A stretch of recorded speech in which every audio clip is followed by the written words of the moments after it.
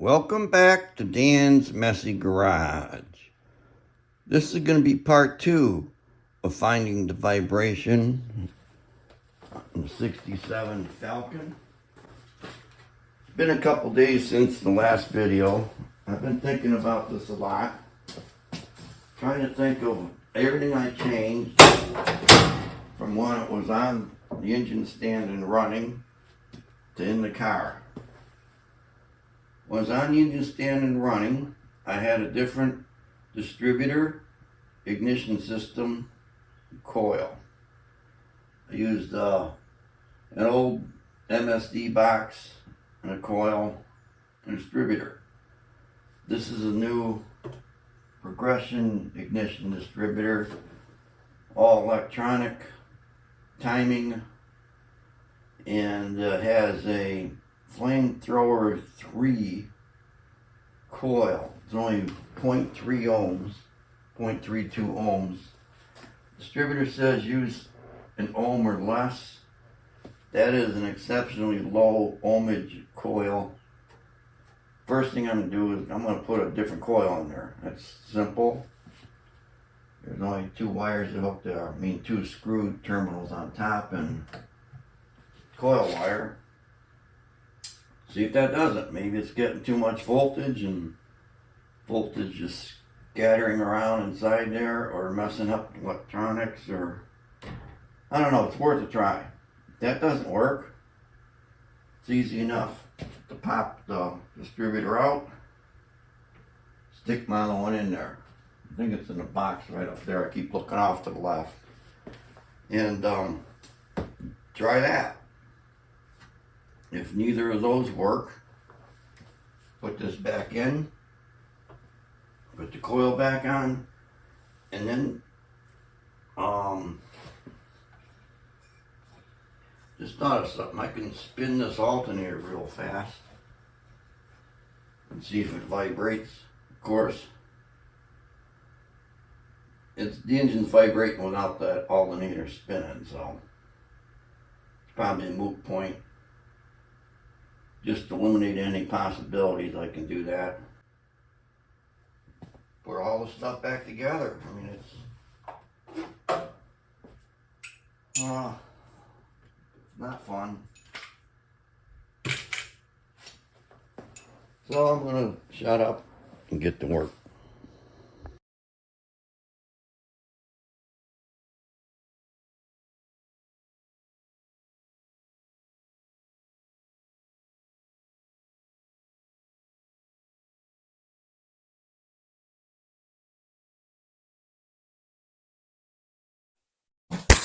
I have 3 coils. Got a meter. I'm going to measure the resistance on them. Set the meter to ohms.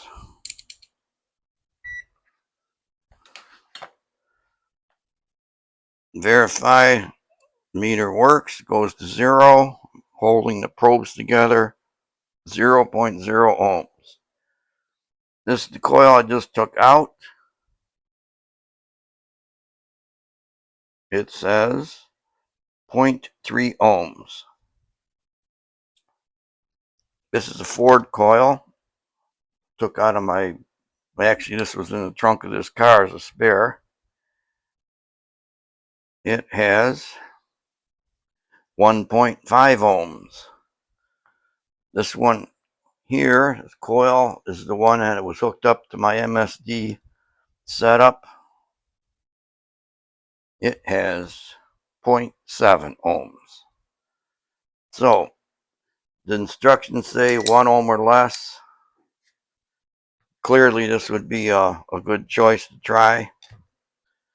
I'm going to start by putting this one in there. It's easy enough. Plus and minus. Hook the wires up. And stick it in the car. Tighten this little clampage up there. Good enough. Got my screws here.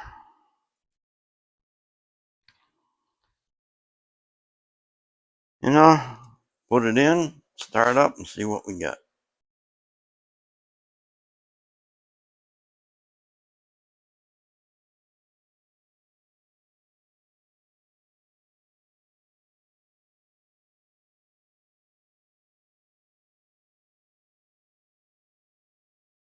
Okay, coil's in. Gonna start up. See how it runs. Find out if it vibrates or not.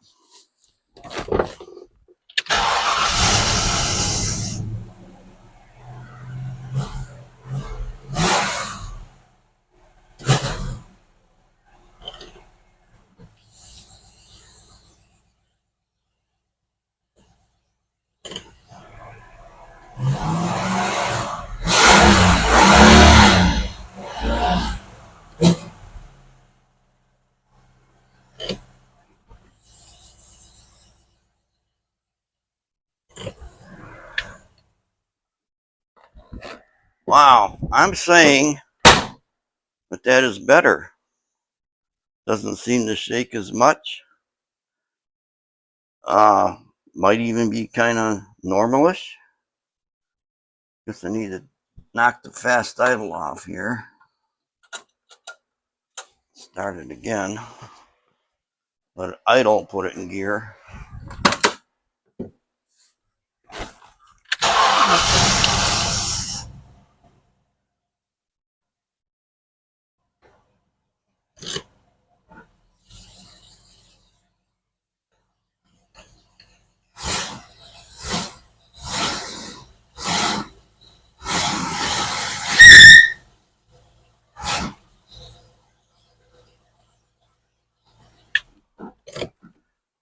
I'm thinking that's better. Put it in gear, did a little brake torque, got a tiny squeal. And I think what I'm going to do, clean the crap off that coil, because I didn't clean it first. I just shoved it in there. It's a chrome coil, but it's full of paint dust and grime.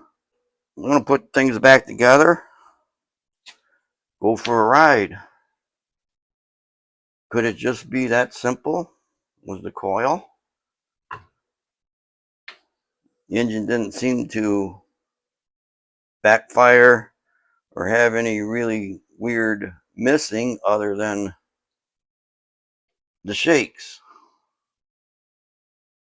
I'm going to shove her back together and go for a ride. There's something I did maybe not have put in the video, but on the Progressive Ignition Distributor app, this area here is where it idles at, right in here. And I went and changed these values because you can change like from there to there and put everything, let's say 10 degrees. And it's like a instant live type thing. You'll hear the engine change. But anyways, I tried everywhere from 10 to like, I think I went up to 35. Let it idle. And anywhere in there, it had the same vibration. So it wasn't the timing that was causing it. The engine ran smooth as far as feeling exhaust pulses and driving it. It had ample power. It's just that it had like a vibration, like a shake. It wasn't related to like a bad spark plug or anything like that, because I did pull all the plugs out.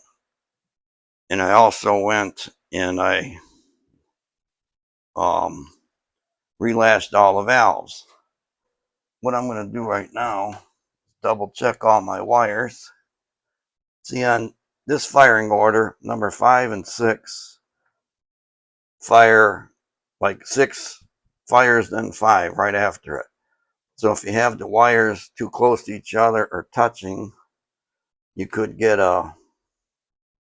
like an arc from one wire to the other. Now these are new wires, by the way. They're MSD Street Fire wires. So those are separated. They've been separated.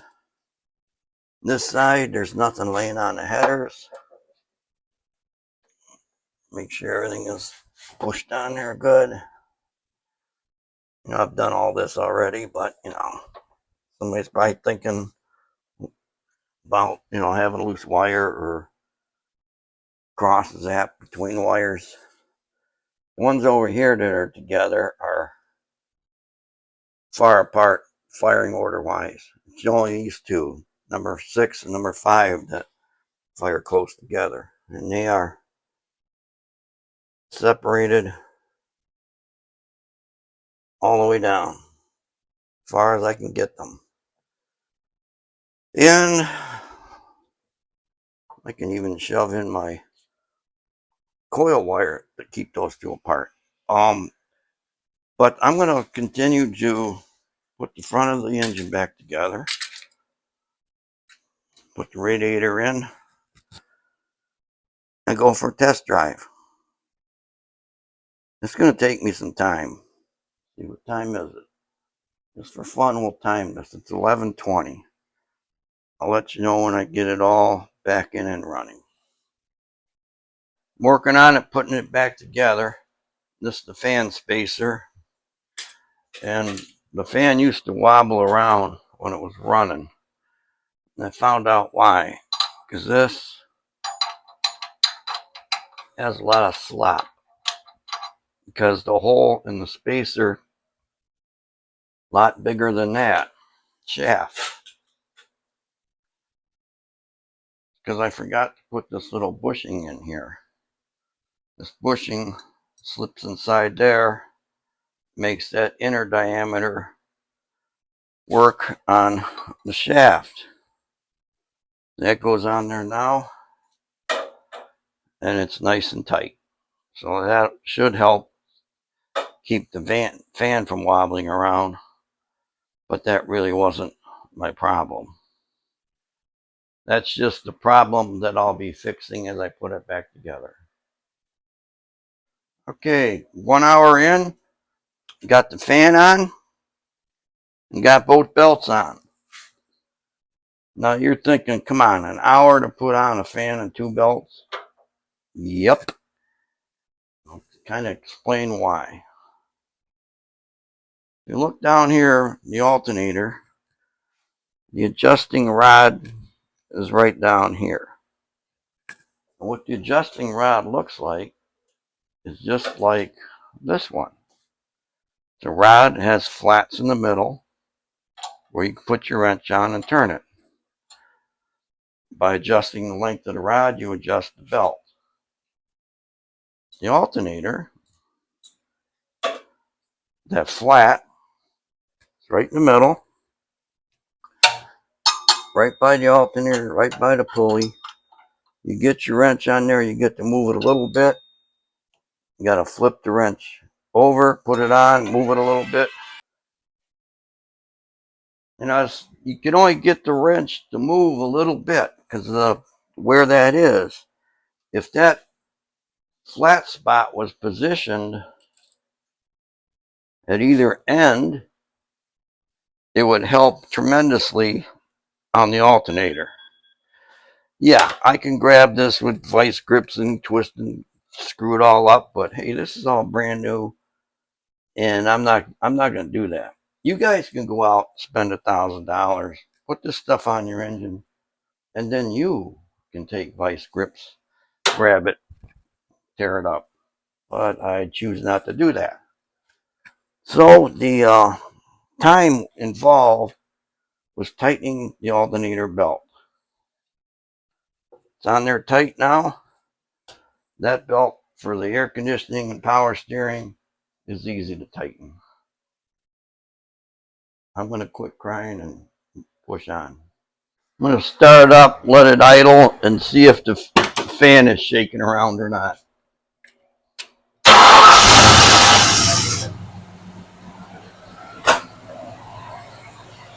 No, it's not. That looks good.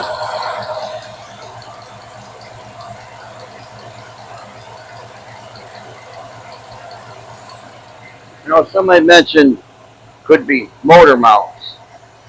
What I'm going to do is put it in gear and brake torque it.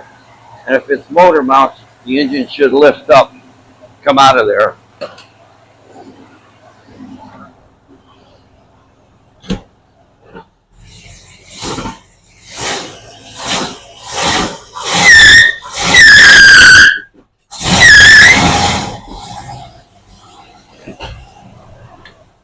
No, I don't think it's motor mounts.